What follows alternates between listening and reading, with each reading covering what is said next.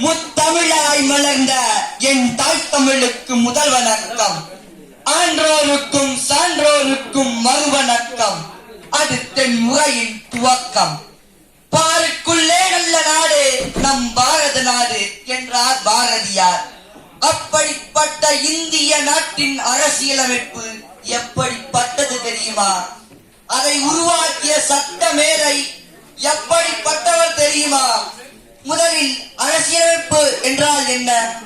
ஒரு நாட்டின் நிர்வாகம் அல்லது தலைமை எந்த அடிப்படை கொள்கையை சார்ந்து அமைந்துள்ளதோ அதுவே அந்நாட்டின் அரசியலமைப்பு எனப்படும்.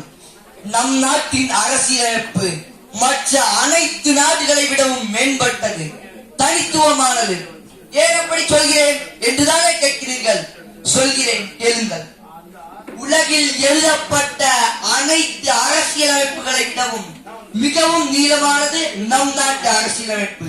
குறிப்பாக கையால் எழுதப்பட்ட அனைத்து அரசியலமைப்புகளை விடவும் இது மக்களுக்கு மிக இறுக்கமானதும் அல்ல, அதே நேரத்தில் குற்றவாளிகள் தப்புவதற்கு மிக எளிதானதும் அல்ல. அனைத்து நாட்டு சட்டங்களிடம் நமக்கு தொடர்புண்டு. எப்படி? கிட்டத்தட்ட 60 நாட்டு அரசியலமைப்பில் இருந்து இந்திய நாட்டுக்கு தேவைப்படும் அரசியல் அமைப்பு சட்டங்களை அம்பேத்கர் தலைமையிலான சட்ட வரைவு தேர்ந்தெடுத்து எழுதியுள்ளது. இந்தியாவை ஜனநாயக நாடாக மாற்றுகிறது. ஜனநாயகம் என்றால் என்ன?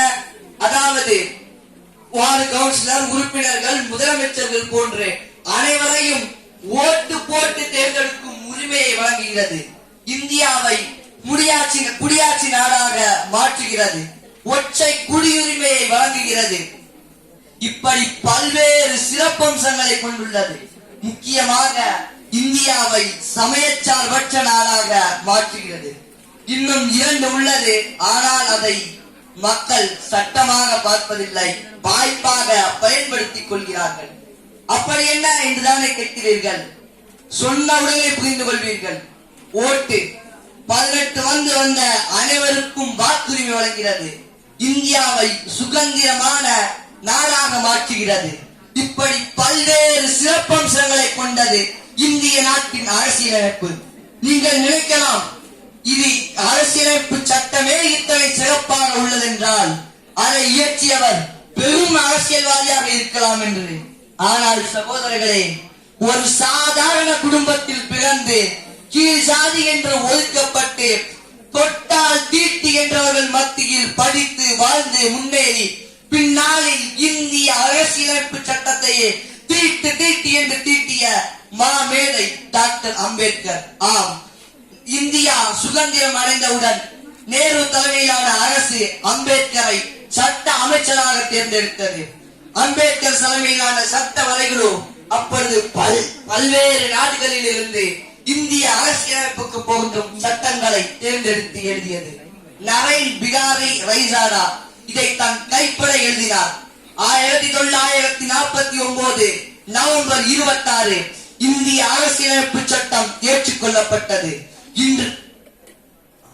இன்றுடன் அரசியலமைப்பு சட்டம் இயற்றப்பட்டு 75 ஆண்டுகள் கடந்துவிட்டது.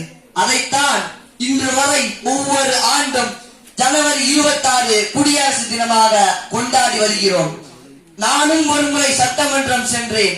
அங்கு அவர்கள் சட்டம் இயற்றுவது அனைத்தையும் பார்த்தேன். எப்படி சென்றேன் என்றுதானே பார்க்கிறீர்கள். ஒரு போட்டியில் வெற்றி பெற்று அங்கு செல்லும் வாய்ப்பு கிடைத்தது. இன்று நான் இங்கு சுதந்திரமாக பேசுவதற்கும் நீங்கள் இங்கு அமர்ந்து பார்ப்பதற்கும் அனைத்து சட்டங்களையும் இயற்றியவர் அந்த டாக்டர் அம்பேத்கர் அவர்தான். என்றாவது ஒரு நாள் அவர் அணிந்த அந்த கருப்பு அங்கி என் உடம்பில். நன்றி, வணக்கம்.